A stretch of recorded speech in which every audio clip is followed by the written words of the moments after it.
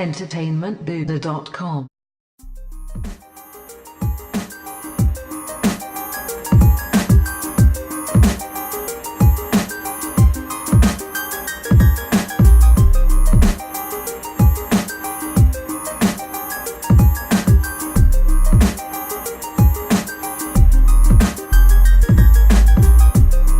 Now, everyone, welcome back to a brand new edition of Star Wars Time here on the best podcast for Star Wars fans and pop culture geeks, presented by entertainmentbuddha.com. I'm your host, Matt Haywood. I'm here with my co-host, Nick Caminita, and we are going to talk some Solo. We're well past The Last Jedi at this point. I mean, it's about 2 months old. Yeah, easily 2 months old at this point. So while we have a few little lingering items to mention about The Last Jedi towards, I guess we'll do that first, Nick. The big part of this cast is going to be dedicated to my top 10 moments, scenes in Solo, a Star Wars story. So that's going to be the bulk of the cast. But before we get there, we're going to touch upon a few little news items that popped up just yesterday from the Star Wars show, which is the show Nick and I should be hosting, to be quite honest with everybody, but we don't. And they had a pretty good segment, Nick, on the novelization of The Last Jedi, which kind of explained how much Ryan was involved in the novelization, as well as what to expect in it. And if you haven't read it yet, people, there's going to be a lot of deleted scenes featured in the novel that were not in the film. And some of them, as Nick and I were talking before we went live on the mics, probably wouldn't have worked in the film whatsoever.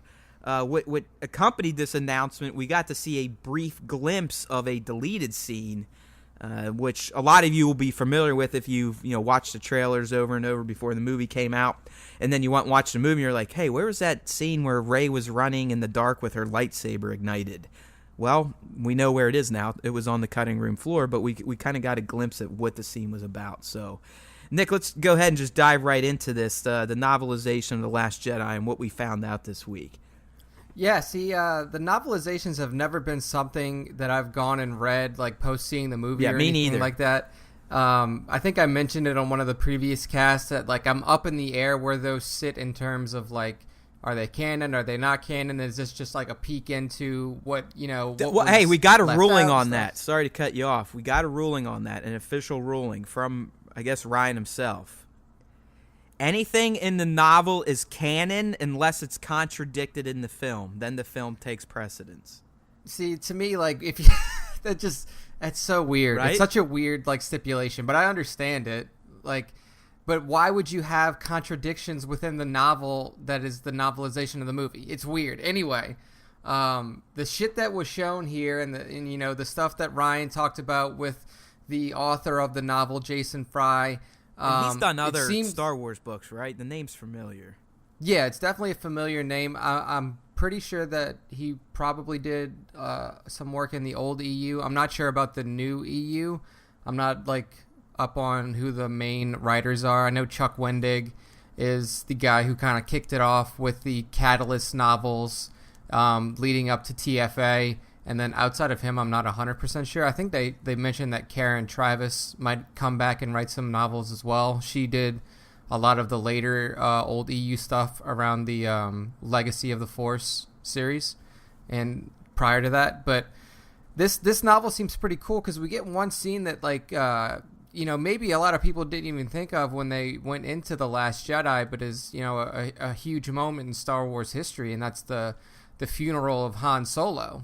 And like you said, Matt, we were talking about it before we kicked the mics on, and we're trying to figure out where that exactly would be placed within the timeline because, like you astutely pointed out to me, like, I was so kind of engrossed in the movie that, like, the timeline was lost, and my immediate thought was, oh, well, they just have his funeral before they evacuate the planet in the beginning of the movie.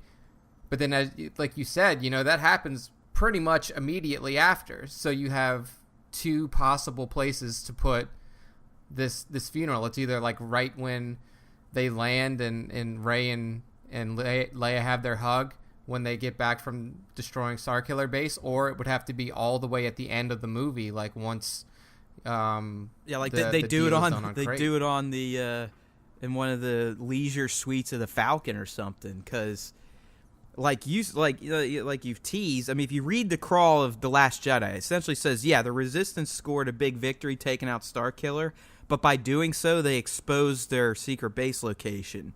So right when The Last Jedi picks up, you see them making a mad dash to get out. Now, a lot of them were already in space, and some of the ships were there.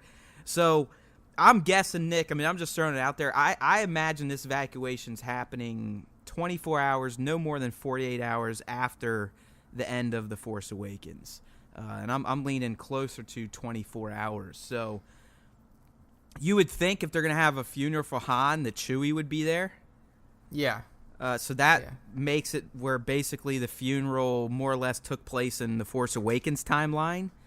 But your point's well taken. I mean, if it didn't happen then and it happens after, then it would have to be after the Resistance was devastated and it's literally reduced to Leia, Rey, Poe, Finn, Rose, Chewie, and a handful of no-name Resistance people. Yeah, exactly. So you're working with a very limited, window of time where this could happen, and then especially if it's thrown towards the end, could they possibly do like a joint kind of funeral for Han and Luke? Because at that point, both Rey and Leia knew that Luke had passed. Well, is he really dead though? I mean, did Jedi really die? Jedi that know how to become one with the Force, are they really dead? Yeah, well, I mean, their organic form, yes, but Luke, technically, at his funeral, could sit there and just resonate and be like, "Hey, everybody, how's it going? Oh, it looks like fun. There's no body in there, by the way."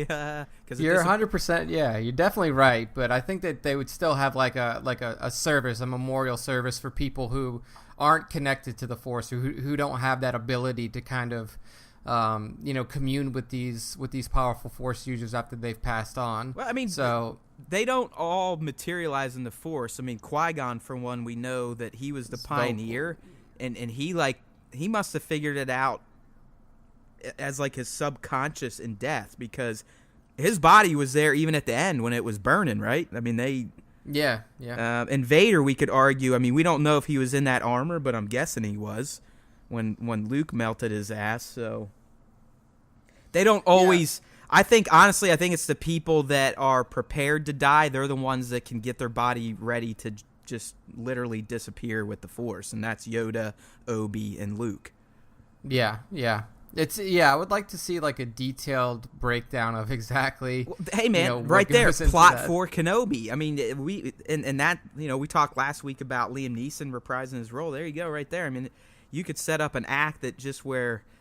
Qui-Gon's teaching Obi this stuff, or maybe communing with Yoda and teaching him, because I think even at the end of Sith, it might be an extra scene or a deleted scene, but I believe Yoda says, "I've been talking to your old master. I need to go to Dagobah and start training and learn this fucking trick." And it's featured in the Clone Wars cartoons even more poignantly, where Yoda is contacted by Qui-Gon, and Qui-Gon's kind of letting him know what's happening with Anakin, and that he needs to learn this new Force trick, and yada yada yada.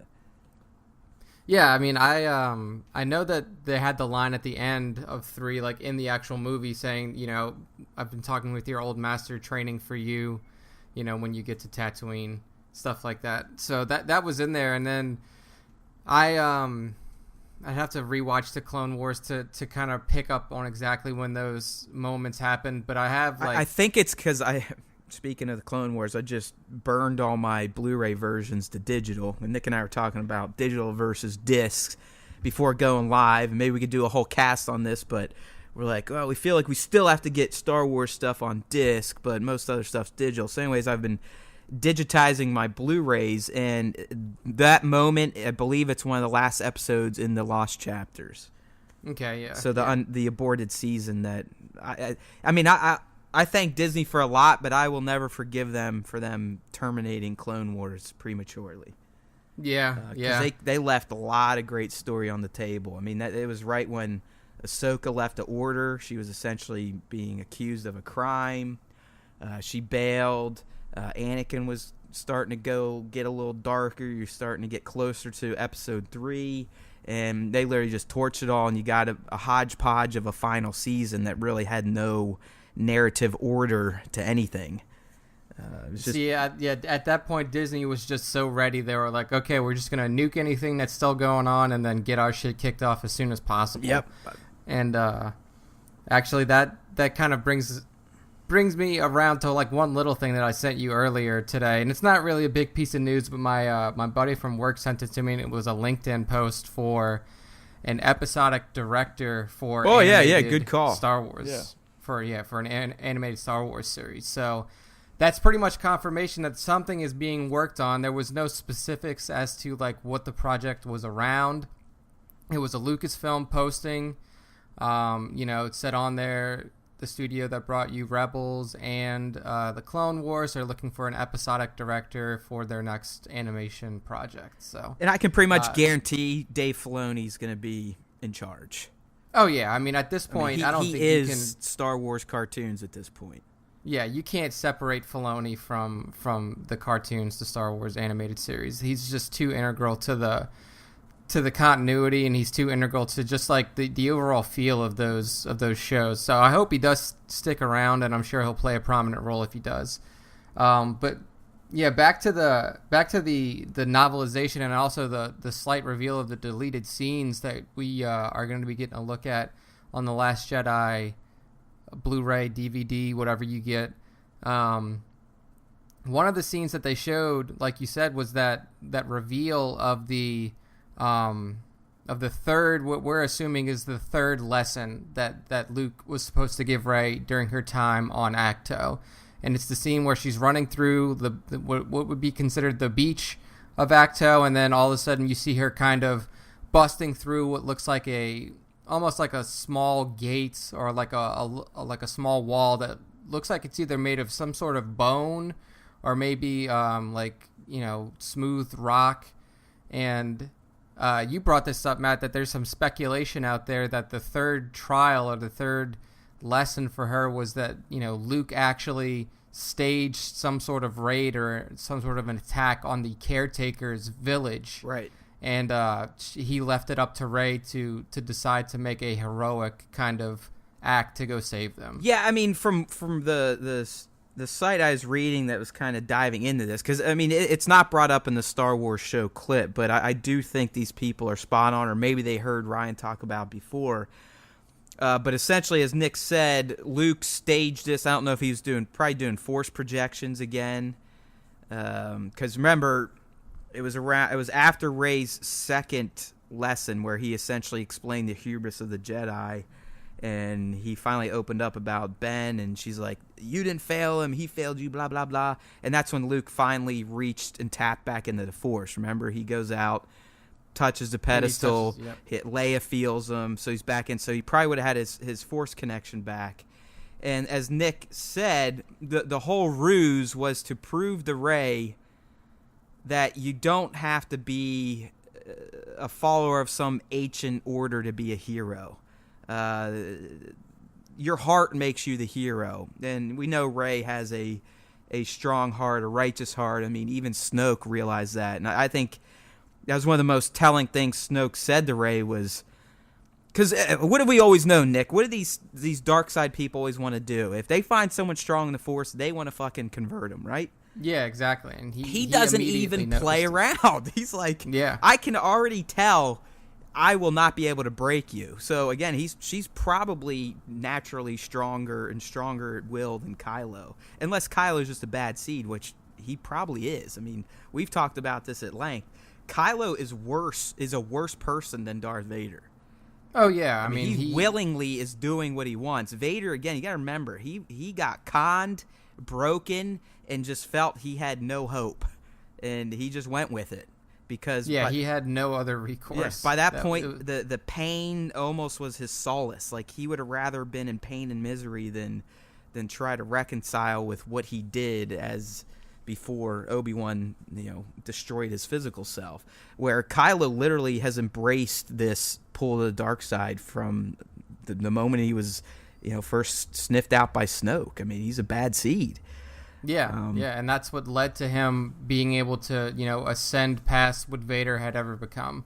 Right. You know, Kylo's character is definitely, I mean, there's some similarities you could say to Anakin in some places, but he's definitely his own character, and it took his own path to the dark side that a lot of people consider a lot, you know, stronger and, you know, less of a weak moment and more of a conscious decision. Yeah, it was all free will. I mean, he freely elected to go down the path he went down. I mean, yeah, that's what made it so good. That's what made his turn so good in comparison. So right. His thread was pretty sick. So anyways, I mean, Luke with his 3 lessons was just trying to reinforce to Rey that you don't need this Jedi Order and all their rules and teachings to A, be a hero, and to be strong with the Force. The Force belongs to everybody. The Force is everywhere. You don't have to be genetically born into it. You don't have to have fucking midichlorian counts off the charts. It's everywhere. Yep. So the novel is supposed to be coming out in March, and like you said, Matt, the Blu-ray is probably soon to follow. And so if you want to get your hands on the novel, find out some cool shit that didn't happen in the movie, then March is the time that you're going to look at. I'm ashamed to admit that I think I read the novelizations of the prequels. Just to see if they were any better. And they were.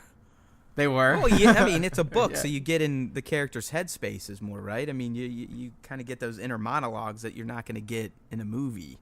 Yeah. But there was actually a series of books after, leading up to Sith and after, that weren't bad.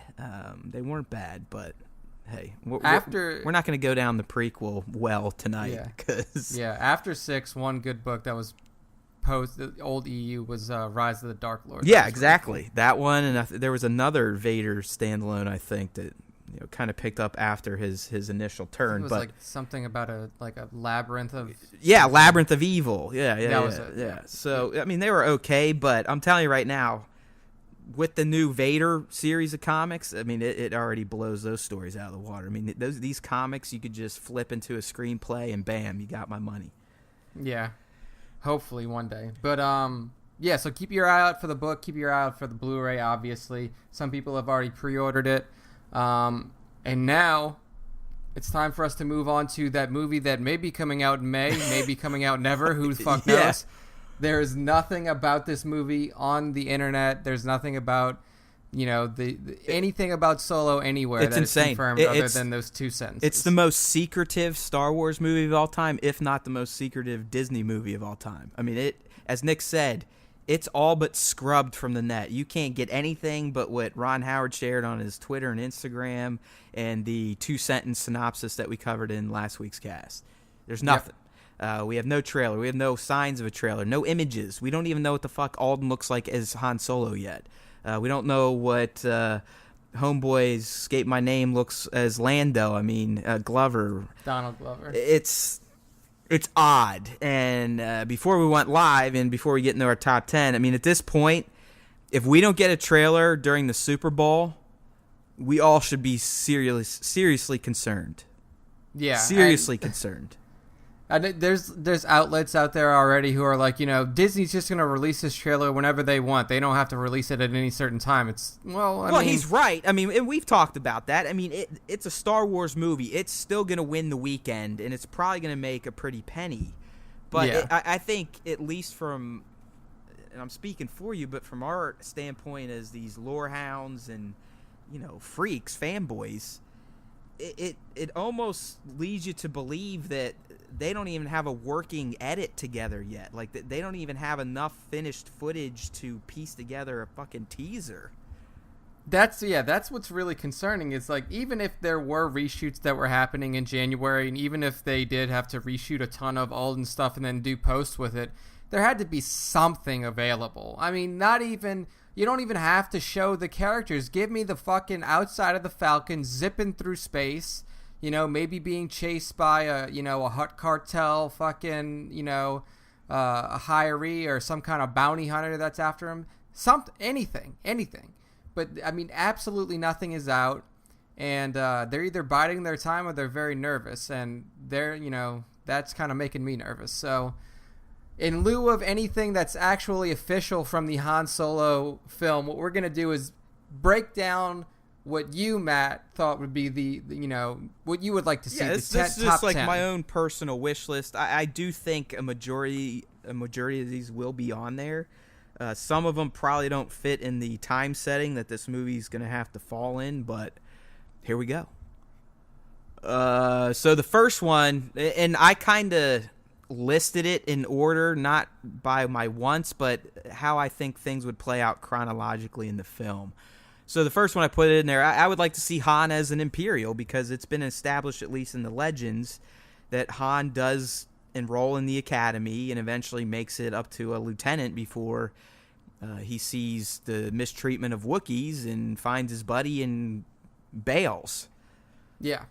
See, I think that this would be a great moment. I think we talked a little bit in the last cast that it could be hard to spin if they follow like the exact words of that 2-sentence synopsis they put out. Right. But honestly, I mean, I don't put any stock in in that 2-sentence structure or whatever, and I think it could still be pulled off that Han is an Imperial who turns and then comes back around and saves Chewie. So well, yeah, because that synopsis basically makes it sound like they're already pounding around or he finds Chewie in the underworld. It's like, get the fuck out of here. Chewie's not a gangster. Yeah, the only thing that I could think of there is like Chewie was maybe a co-pilot on another plane or another ship already. I would not like that. You have to show why Chewie is so damn loyal to this man. The life debt. You have to show the life debt. You have to. Yeah. So doing it any other way, unless it's like Han takes a bullet for him, like I don't know how you can figure it out. But if there's no life debt between these two, and showing that strong bond in some sort of way, then it's going to be a really weak kind of introduction. Now, to people, the character. That stuff you can get up in arms about right there. Not how things were portrayed in The Last Jedi. I mean, some of the reactions to that movie still just are mind-boggling to me. But if they just make it like that these two meet in the underworld and they become buddies after like a perilous affair, fuck that. Yeah. There's no way, because Chewie literally... Han is his life. I mean, you see how pained he is when he gets shot. I mean, Chewie had the most emotional reaction to Han's death out of anybody, out of Leia. Rey and Finn don't count because they were just casual acquaintances. But it killed Chewie. I mean, you heard him. He's like, bah! And he fucking starts capping people. I mean, he was pissed. Yes. So if that's not given the reverence that it deserves, then man, that could be a killer right off the bat. And I mean, like you said, that's within the first act of the movie. And I mean, technically we've encompassed your 1-2. Yeah, I was gonna say my second pick is Han saves Chewie, and I do think it has to be a rescue mission. Maybe I don't even want it to be like they kind of knew each other before and Han gets him out of a pickle. I want it to be Chewie is enslaved. Because, I mean, it's all legends now, but I think even in the comics, I mean, it's just, I do believe that's one thing that makes sense to carry through back in the canon, that the Empire took advantage of the Wookiees because of their size and their lifespan and just worked them to death to build their war machine after the fall of the Republic. Oh, yeah, and I mean, it's known throughout, Jedi, or not Jedi, but Star Wars lore that the Empire was notoriously xenophobic. They hated aliens. Yeah, right. The fact that Thrawn, a Chiss, somebody who was an alien, could rise to the rank that he did was incredible because of that reason. I mean, usually you look around, you see only humans, and then you have this Chiss Grand Admiral. That just goes to show you how impressive he is. Yeah, so I agree, though. If you cheapen this bond and try to skirt around the fact of Chewie's enslavement and exactly how important it was for him to be freed by Han, then I really think that you can cheapen the entire relationship between these two. So yeah, it's a very delicate kind of balance you have to hold between these two iconic characters. All right, so the next one, it's kind of random, but if you think about it, I think a longtime fan would agree it would be kind of cool to see, and that's Han's ship pre the Falcon. I mean, what the hell was this guy piloting before the Falcon? Because when we meet him, I mean, the Falcon is essentially his wife. I mean, he is in love with the Falcon. He loves it like it's a person, right? So I want to know what this dude was rolling around in before and why he would, get into a game of chance with Lando to win a Falcon. Yeah, I would imagine that he probably didn't have his hands on a good set of thrusters before. Yeah, I would see like if he's driving a beater or something. Yeah, something that's like barely holding together, or something like he's going into a planet spaceport and it's like puttering out on him, and he like skids it across the fucking the landing pad, and then just kind of throws the dude some credits and say, don't worry about it, or fucking park it, or some shit like that. It'd be funny to see like what the fuck he was. Like it's just a complete pile of shit. Because everyone thinks the Falcon's a pile of shit, but Han loves it. So think about what he came from then. I mean, a bucket of bolts. I mean, it's got to just be a complete turd. Yeah, I mean, the first thing that, one of the first things that Luke says to him after they meet is, what a hunk of junk. Yeah. And then immediately Han's like, whoa, I've made some modifications to this girl. He's very protective of his Falcon. I mean, even trashing the Falcon carries on all the way in the TFA. I mean, Rey was willing to get blown up before stealing the Falcon. Yeah. I mean, she's like, that piece of shit? No way. We'll go with the garbage. Yeah. So I think it would be cool. And, I think that this movie's going to have some humor inserted into it more so than other Star Wars films. So I think this is a good spot to put something in that would be warranted, a good laugh that all the fans just to remind can get everyone, Han kind of was the funny guy in the original trilogy. I mean, his sarcasm was humor. So, yes, Star Wars films have had laughs in them before, by the way. Yeah. For those of you that forgot when you went and saw TLJ. And your brains melted because there was some levity in it. The next two, up, hand in hand, right? I mean, these are, I think, guaranteed. Now, my question to you, Nick, is do you think they're strangers at this point, or do you think they've heard of each other and like are casual acquaintances, or are they buddies already?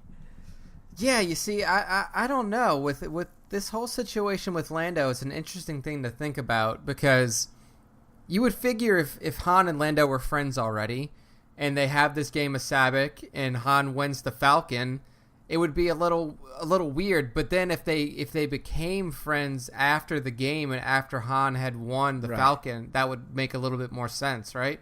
So do you think these two are gonna meet early on and maybe their bond will be forged post winning the Falcon due to some sort of circumstance that arises and they both kind of have to save each other's asses?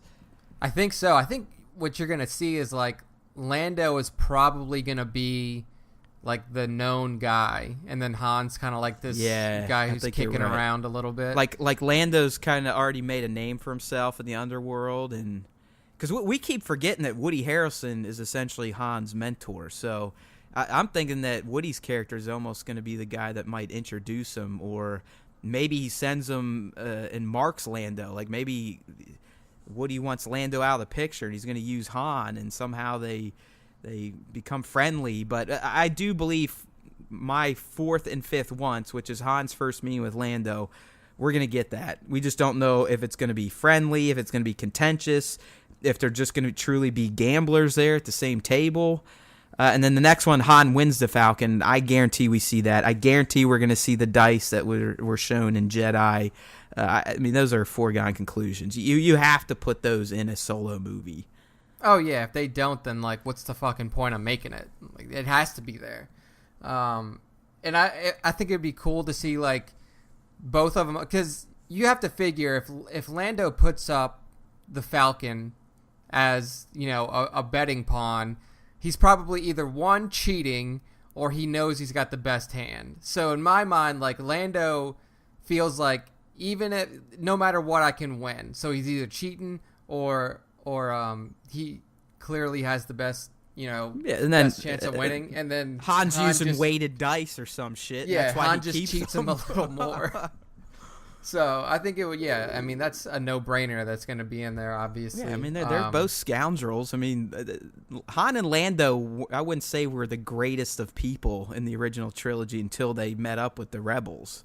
Yeah, exactly. I mean, they were both what you would consider, like fringe society members that followed the money. I mean, if they needed to do something. Han only got involved for the cash. And then, obviously when he first saw Princess, he, I think, started to develop a very quick liking to her. But even towards the end of A New Hope, I mean, just like DJ, he was loading up his credits in those ammunition cases, and he was out. It was something tugged at him, and I'm still going to say it was probably Chewie, to make him come back at the last second and give Luke the clearance to make the shot. Yeah, Chewie does always seem to be the moral compass of that duo, right? Totally. So it probably was. They're on their way out. They're outside of the range of the battle, and then all of a sudden Chewie's like, "Look, man, this is bigger than some credits, and this is bigger than a job for Jabba or something like that. This is the fate of our galaxy." And then boom, he's back in. Yeah. And then having the good graces of Princess Leia is not a bad thing either. Right. So my next one, I honestly think could show up just because it is such an iconic, just a phrase in the Star Wars universe. It was even called back in TFA. But I'd like to see Han make that Kessel run in less than 12 parsecs. Yeah, exactly. That's one of the things that really became a sticking point to show how impressive the Falcon was. And like you said, it was just kind of like an off comment that Han gave, and nobody really knew what it meant for the longest time. Everybody thought that like 12 parsecs is parsecs, like what is that? Is that like time? Time, yeah. A lot of people thought it was just time, but it's a measure of distance. And yeah, it's exactly. So I think it would be cool to see it, because just the way that the Kessel Run works is it's like consecutive jumps in and out of hyperspace. Well, it's also a smuggler's route because, I don't know how much they're going to take from Legends, but Kessel is like the biggest spice planet out there. And, if you know your shit, the whole reason Han gets in trouble with Jabba is because he dumps a shipment of spice when he's boarded by Imperials. And I could see possibly this and I'm getting ahead of myself because that's actually some of my wants, is I could see this movie's end, almost its climax, being Han making that infamous run for Jabba, running the Kessel Run. He gets out, he does it in less than 12 parsecs, but still gets caught and boarded and bails the shipment, and now he's a marked man. I think that'd be a great lead into A New Hope. I do, but the reason I think it gets dicey is because of the fucking guy. I mean, it's just like they picked a point in Han's life that he was essentially already the same age as Han from A New Hope. It's and you can't you can't imagine that Han lives with a death mark on him for that long. I mean, maybe a year at most. Yeah. He's avoiding Jabba. I mean, but the first time we meet Han, he's getting hit up and trying to get murdered. I mean, and it doesn't even seem like he's doing that much to avoid Jabba. I mean, like, he's on Jabba's home planet. Yeah, right. Like, so he knows exactly. He knows. Like, I mean, I guess it's still not full on. I want him dead or alive. It's just like, you fucking pay me. Like, these bounty hunters are gonna get you to fucking pay me, or they're gonna bring me. They're gonna get you to me however they can. And we learned that Fett was the one that figured out how to do it best.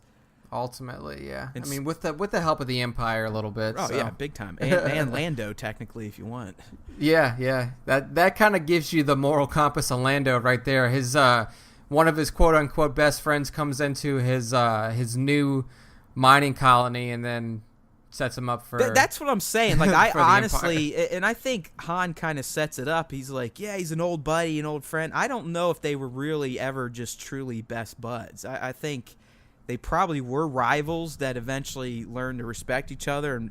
And like we talked, maybe they're going to pull off some sort of crazy mission that galvanizes their friendship in Solo.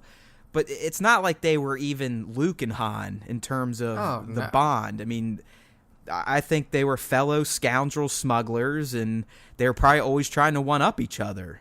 I mean, at most it was like Well, at the least it was professional respect within the smugglers community, and then probably at most it was I don't want to say contentious, but it was a friendship that you really kind of had to keep a close eye on, and that's why Han makes that comment to Chewie when they land on Bespin, like, hey, watch him, keep an eye out. Yeah. I mean, Lando sold him out.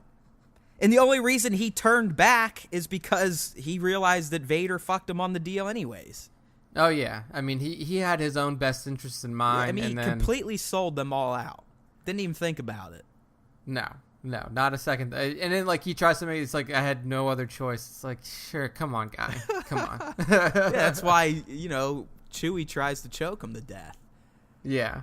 So, speaking of Fett, we got... Speaking of Fett, I would like to see... It doesn't even have to be a scene. I would just like to see these two characters being in the same cantina at some point in time in this movie, and that's Solo and Fett. Yeah. Or maybe it's something like Fett is just chasing Han and can never catch him. Not even like chasing behind him like it's like a space battle. It's just Fett is hired to catch him, and then Han's always one step ahead. It could even be, let's go back and play pretend. Maybe Han swings by Jabba's to pick up some jobs, and, Boba's just hanging out like he does every once in a while and trying to pick up the singers. Yeah, that's true. That could be. We saw that in the Return of the Jedi special edit. I mean, he's a ladies' man. He's sitting there like getting all close and cuddly with that stupid ass band that they added in there. Yeah, the Twi'lek dancers, and the I think it might have been the singer too. But yeah, dude, I think it would be cool. I think he has to be in it too because his character is like inexorably linked with Han. Like it's them two together in Star Wars lore until they're both gone. And now, this is the perfect time to kind of set up that relationship because you really didn't have any kind of direct link or any kind of reason that this Boba Fett character would have some kind of special vendetta against Han Solo in the original trilogy. Well, now you kind of get and Han clearly respects the legend of Boba Fett. I mean, just remember on the skiff there when all shit's breaking loose and Chewie tells him that Boba's here. He's like, Boba Fett, where? He's like, because he can't see yet, and he's literally like freaked out that Boba Fett's around. Yeah, so he knows. I mean, they know who each other are. Like they know, who the deeds that they've done to get the stature that they've gotten in the galaxy.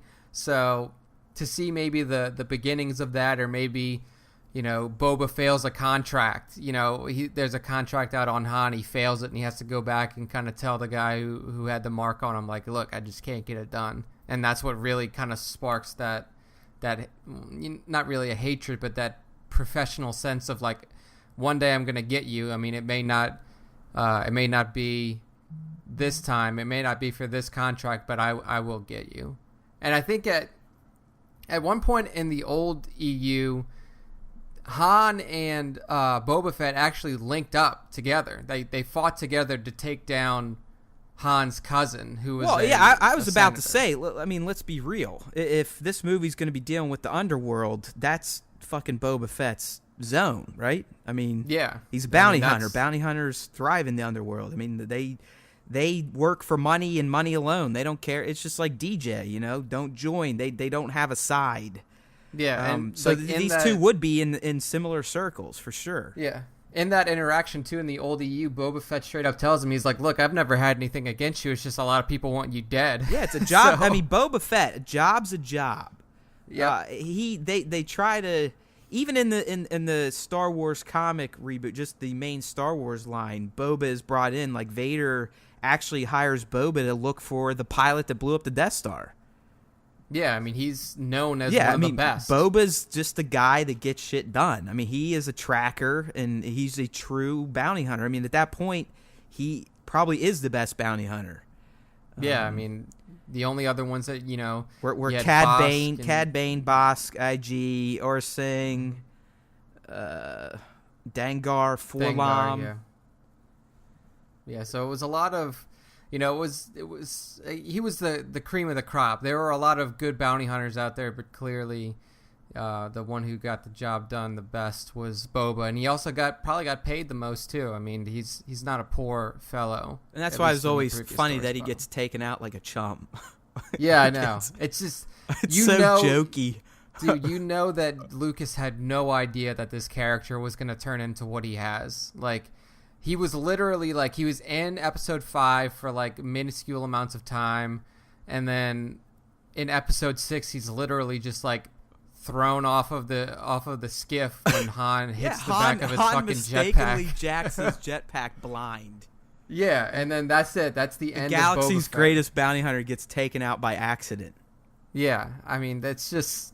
He had no idea that character's popularity was going to skyrocket, and then he just kind of, once he figured out that people liked this character and that there was a place for him in the universe outside of just dying in a Sarlacc pit, he kind of was like, okay, well, he's a bounty hunter. He's very industrious. He's not going to just sit in the stomach of a Sarlacc for 1,000 years and die. So yeah, I mean, let's face it. We have our new Boba and Captain Phasma.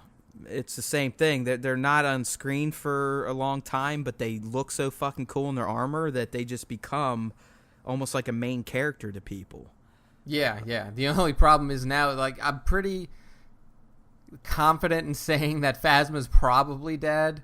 I mean, they can get out. They can get out of it without too much backlash, though, because I mean, technically, she fell through smoke. We don't know if she fell out into space. I mean, technically. You're right, yeah. I mean, if you think that she got off, I mean, they explain it in the comic how she gets off Starkiller Base, but even that was like a pretty big reach. I mean, how much she essentially had to cover her tracks, and she blamed another, basically got another First Order lieutenant or commander killed because she had to basically lie that she was the one that dropped the shield. Yeah. So, I mean, yeah, I agree. I mean, it looked like she was pretty much toast, but we did not see a body, just like we didn't see Boba's body. So she could technically be brought back. We'll see. If there's anything post-Episode 9 that still revolves around the same characters, she could creep her way back in. And apparently her role wasn't as big as it could have been, partly due to Gwendolyn's Game of Thrones schedule. Yeah, see, that's what I was really excited about her character when it was first announced for TFA. Like, obviously everybody knows her from Game of Thrones, but to have somebody like that, and especially the character of Phasma, who, like you said, like her look is so distinct, and then just the way she carries herself, and then the respect she demands within the ranks of the First Order. I really wanted to see more of her, but I guess it just couldn't work out. Maybe she just didn't want to, couldn't do the travel between the filming of Game and then of Star Wars. But it is kind of a shame that she didn't get more screen time because she's pretty cool. Well, I mean, that Game of Thrones contract apparently is tough. I mean, that's why Kit Harington hasn't had a fucking haircut or, clean shaven for the past 8, 9, 10 years. I mean, think about just like what are the people in Game of Thrones doing outside of Game of Thrones? Like, well, Kit just did a new show on HBO, but I bet they're only allowed to work maybe 4 or 5 months out of the year on other projects. And that's also, but it's the same fucking channel. Like, it's correct, the same studio. Like, I mean, he did that stupid Pompeii movie, but again, he had the long. He's not allowed to cut his hair. I mean, he is not allowed to cut his hair based on his Game of Thrones contract. Just like Hamill wasn't allowed to shave and shit. Yeah, I mean, that's all signed on the dotted line. It's funny. All right, so the next one, it kind of similar idea behind Han and Fett, and that's Han and Greedo, because when we first meet Greedo in the Mos Eisley Cantina, you can tell Greedo has a hard-on for Han. I don't think it's just, all right, I'm gonna get the bounty here. It's like, listen, dude, I got you. I'm the one that's gonna win this. Blah blah blah. It's personal for sure, right? And you can tell they both know each other. So I just want to see maybe their first meeting. Again, are they hanging around the same circles in the underworld? Yeah, I think that's inevitable, right? I mean, they're both running. It's not like Boba Fett and Han, in my opinion. Like, I think Han and Greedo would be closer. Like, they might run in the same circles, whereas like Boba Fett would kind of be on the outside. I think that you could even see, Greedo and Han as like passing acquaintances. early in the film, and then something happens to where like the bounty gets high enough and Greedo goes after him, and then Han gets away, and then maybe kind of gives Greedo a shot in the arm or something like that, leaves him with a souvenir, and that kind of stokes there's Greedo's just too hate. much history and memes and whatnot between these two. I mean, the whole Han shot first thing that spawned after George fucked that scene up. Yeah. I mean, that's like a cult meme at this point. I mean, there's T-shirts. I mean, it's huge.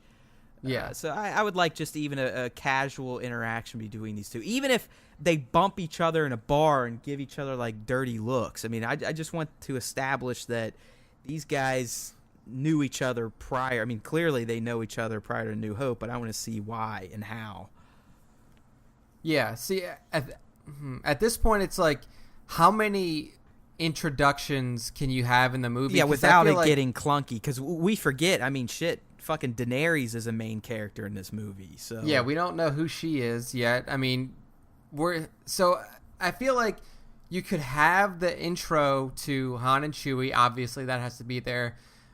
Han and Lando could be an intro too, but then like the stuff with Greedo, and then if Boba's in there too, I feel like you have to kind of pick that up as an established relationship already. Right. Like, I mean, just like a casual, like, they're in a bar, Yeah. like, hey, fat, or whatever. Not even that friendly, but maybe he's over there, like, talking to Lando, like, man, fucking fat guy, or, here comes that Greedo dumbass, and stuff like that. Just to set up that and establish that these people all knew each other well before, Han dropped his shipment and got Jabba's bounty put on his head. Yeah, maybe like turn Greedo into like the joke, like he's the smuggler that always fucks shit up. Yeah, everyone just picks on him, and that's why he's got such a hard on for Han, and he's finally going to get revenge or something. Yeah. So I think that could be cool. He gets bullied. He's just like, he's like, oh my god, it's the guy who couldn't even get from fucking, the outer rim to fucking the mid rim with a spice shipment, some shit like that. Yeah. Like, just something that the smugglers can chuckle over when they're all kind of talking to themselves. So all right, so number 9 is another one that I could see happening just because of how important this character's role is in Han's thread in the original trilogy, and that's Jabba. I think he's got to be there, right? Yeah, I mean, just like the other stuff. I mean, clearly Jabba's probably not going to be hanging out in the underworld of Coruscant or wherever this underworld's at. But we do know from episode 4 that at least at that point in his life, he was able to be mobile. He wasn't super obese yet. Yeah, I mean, we saw him slugging around a little bit in the spaceport. So. Right. It's one of the oddest looking edits out there. I mean, it wasn't as horrendous as what happened in the end of Jedi, but it's definitely odd, especially when he walks over his tail because he like stepped on it. It was like a fat dude in a cloak that filmed this scene. But I'd like to even just see Han going to Jabba for work, and that's going to tie into my last one. I don't know if we'll get this one because it may be too close to the New Hope time frame. But leading into number 10, I want to see the moment Han ditches Jabba's shipment and gets himself fucked. I mean, they could almost end it right there and lead it into Han's on his way to Tatooine to go pay. Yeah, and specifically because of that edit that you talked about in A New Hope, it seemed like Han and Jabba had a pretty decent relationship before this. So clearly, I mean, Han was like Jabba's number one dude.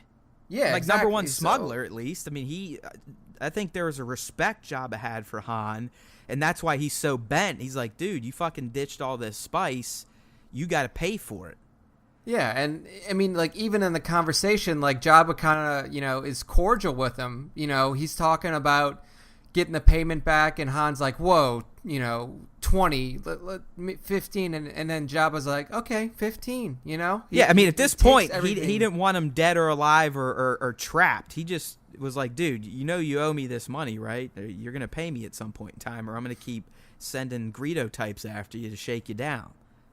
Yeah, and I really think it's just that Jabba knew that Han was a top-tier smuggler. So, one, he didn't want to get rid of him or have him killed immediately or anything like that because he knew he could get work done.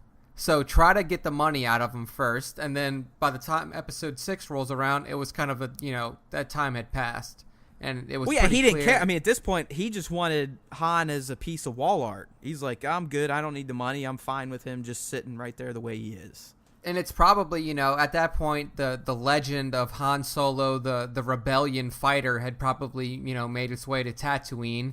So now he knows that Han's out there and he's not, hiding in the shadows, and he's not doing, smuggling business anymore. So not only is he getting revenge for the, for him dropping the shipment, he's also nabbing himself a rebellion hero. So I think you're right. I think it was a trophy. I think he was like, look, you remember this guy, one of the most badass smugglers out there, and this rebel hero?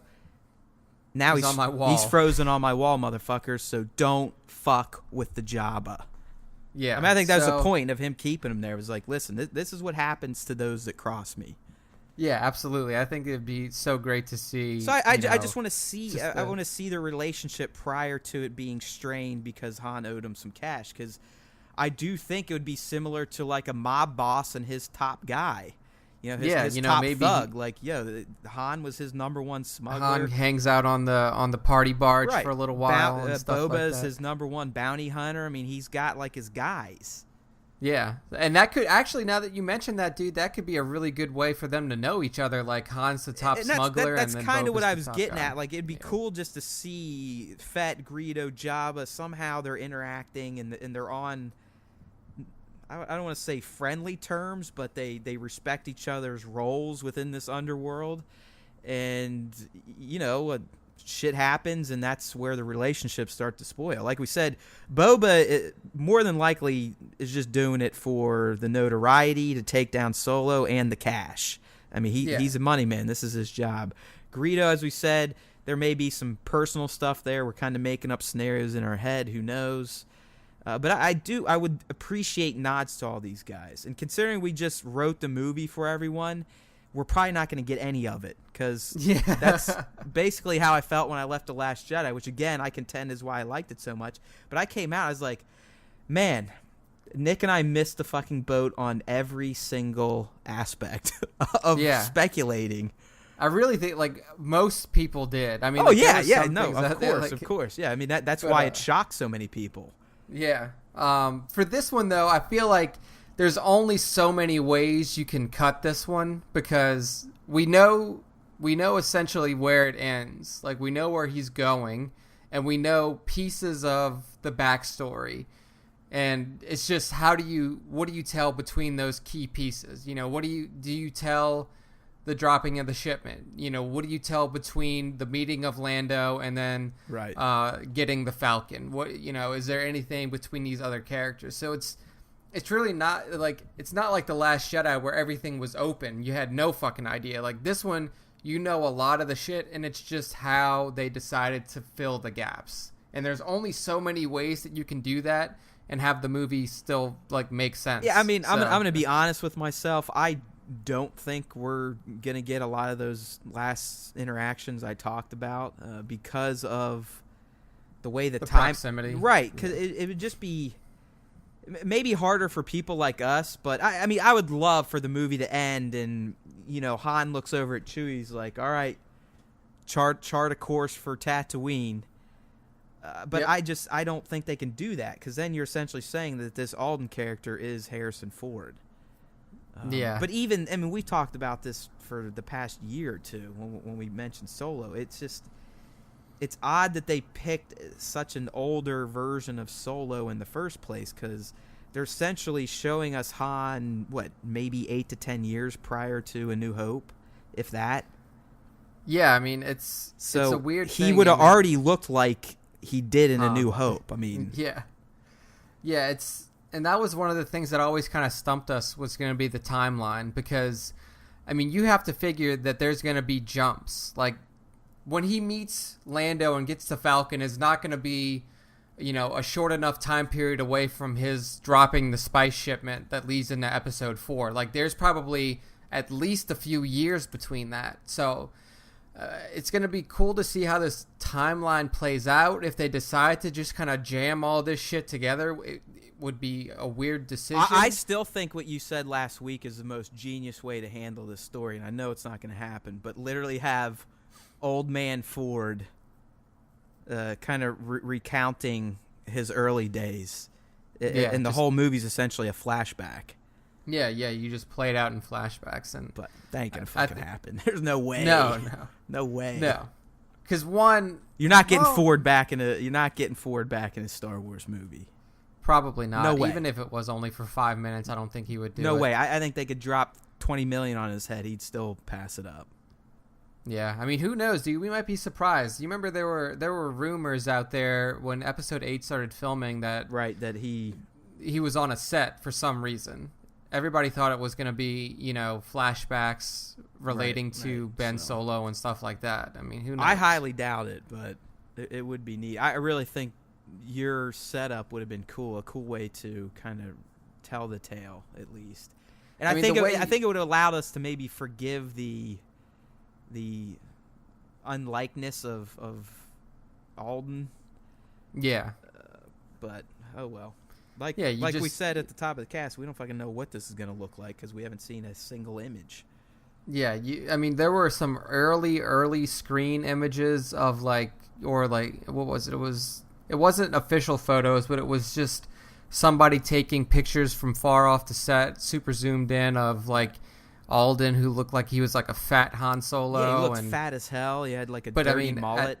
At this point, though, we're assuming that everything with Alden has been reshot. That's kind of the assumption that I'm under. Kind of what it sounded like, because that one girl that gave the interview about Ron showing up and how it was such an honor, but she really didn't work with him, which means that... And even Glover said that he worked maybe a couple days with Ron, if that. So I think you're right. You'd have to think that maybe a lot of Ron's work was with the main character. Yeah. Which is troubling, too. Yeah, exactly. He's on fucking Solo. The luxury Gareth had with Rogue One is he couldn't really fuck up any of the classic characters. I mean, he could have made a new character stumble, but who cares? We would have got over that. I mean, like the character of Saw Gerrera is kind of odd, but it kind of works and it really doesn't matter. Yeah, because you had him established in Clone Wars, and then it's just it. And then again, you have to figure out that, or you have to figure that a good chunk of the audience that watched that movie, that watched Rogue One, probably didn't watch Clone Wars. They don't know who Saw Gerrera is. All they know was that he was in this movie and he was, a resistance or a rebellion. Oh, yeah, totally. I mean, I doubt most people had any clue who this guy was or that he had been established previously. Yeah. So, but you're right, dude. The two guys who had their hands on this movie first had a monumental task in front of them, and Ron Howard does now. So, you can't. I mean, like I said, if you want to get angry at a Star Wars movie, if they fuck Han Solo up, go for it, because they could do it. They didn't fuck up Luke, regardless of what a lot of you people think. He was not fucked up. It played out the right way. But you can't screw up a young Han. Can't do it. Yeah, it's a very dangerous, and that's what we've always said. I'll be honest. I was never a huge fan of this project from the get-go. I'm not saying I'm a Solo hater, but Han really never was one of my favorite characters. I'll kind of just put that out there on record. I mean, as a little kid watching it, I thought he was an asshole. Yeah, I mean, that's what he essentially is. He's a fucking dickhead. I mean, he's always bitching, complaining. Was jealous of Luke and this, that, and the other thing. He was making fun of Luke and Obi-Wan. I mean, he was just a cynical ass. And if you think about it, dude, this is probably going to be the first Star Wars movie ever that has neither the Force nor lightsabers in it. Neither one of them is going to be there. Yeah, because, Rogue One did have a saber. It had the Force through Vader, and it had the Force religion through Jin's mother and Jin. So yeah, I mean, and he had the Guardian of the Wills. So yeah, you're right. You're totally right. Yeah. So I mean, I'm sure they could throw stuff in there. I mean, you can't throw Jedi in there, and the only time that you could possibly put a lightsaber in there is it would have to be through Vader, or does he run into Obi and Obi lights up? There's no other way unless one of the things he has to do is, is like find a lightsaber as a relic that's like out there somewhere, and that's something that somebody contracted him to find. I mean, but that even would at be that super point, weird. I mean, I could see Han going just based on what he says in Episode 4. You'd be like, "What do you mean Jedi? That's some hokey bullshit religion. It doesn't even exist. What are you talking about? Lightsabers? Go fuck yourself." Yeah, exactly. So, so like we were talking about in the last cast, you know, Star Wars movie has to have something that's distinctly Star Wars, and that's usually lightsabers in the Force. But in this case, it's Han fucking Solo. So yeah. So I mean, hey, I'm not completely writing this movie off. Hopefully, we will get to see some of those 10 moments Nick and I just talked about in the final film. Who knows? We'll have a better idea if we get a trailer. And I keep saying if, like we're never going to get one. We will get one at some point. And more than likely, probably Super Bowl weekend, probably Super Bowl Sunday, probably during the game. Yep. And if it doesn't come out then, maybe on Monday on GMA. But if it's not out within the first week of February, it's really going to be a head scratcher. Like start getting your hands towards that panic button. Yeah, it's like because what are they waiting for? I mean, what is the delay? And that's really what I keep asking myself, like, what is the delay? So, yeah, I don't know, because once you get to mid-February, you're like 3 months. You're getting less than 90 days, around that less than 90 days mark. And yeah, and for a movie of this size and scope, I've never seen a trailer released only 3 months before it comes out. I mean, yeah, you could say Pacific Rim, it went about 5-6 months out. You got the first trailer. Tomb Raider, kind of the same thing, because I'd put them on the same scale in terms of like budget and whatnot. It's just like, what the hell? So yeah, I mean, I really do think that this is going to be the first Disney Star Wars to come in under $1 billion. Oh yeah, totally.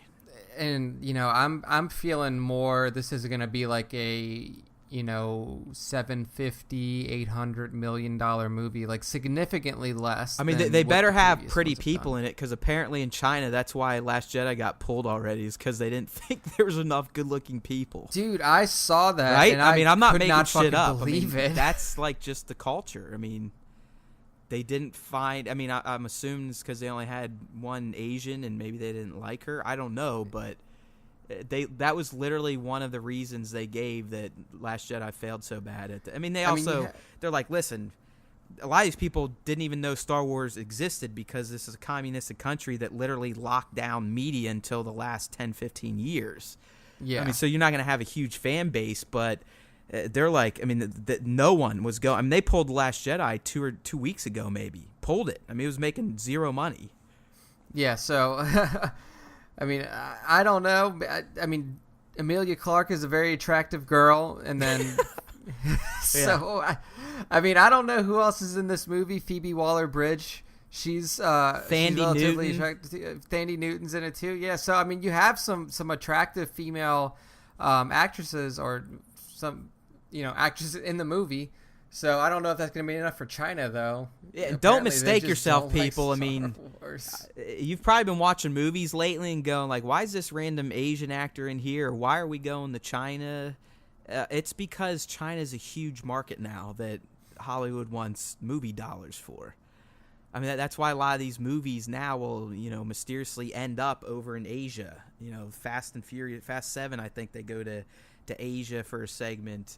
What's another one? A recent one. Damn it, I just had it off the top of my head. But anyways, I mean, a lot of these movies now, they're kind of cramming in this Asian appeal to try to get some of those dollars, because it is a massive country, and they are starting to allow their people to see more entertainment. So it's kind of a blow to Disney. I mean, TLJ still made its bill or whatever, but they didn't want to see it bomb in China at all.